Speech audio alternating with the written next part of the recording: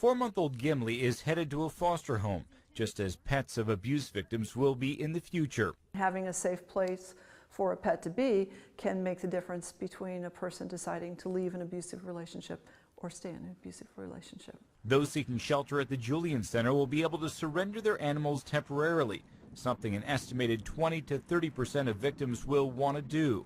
The Humane Society will ensure the pet is taken care of by one of 450 foster families.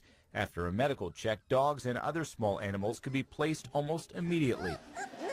If we can, keep that bond intact, give them a little breather, let them get situated, then it's going to be less stressful on everybody. In the past, the Humane Society set aside a couple of kennels for the animals of women who are involved in abusive relationships, but they say that just didn't work out that well. It's much better to have the animal in a family setting. It's just a really big culture shock for the dogs.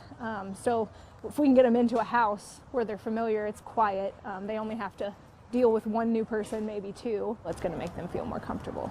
And that's the whole point, to create a sense of comfort during a difficult, often life-altering situation. It's very important to us that people who need to get help or have friends or loved ones who need to get help, that they get that help.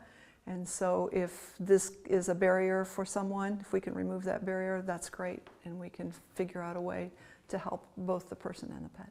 A win for people and their four-legged family members. Jeremy Brilliant, Channel 13 Eyewitness News.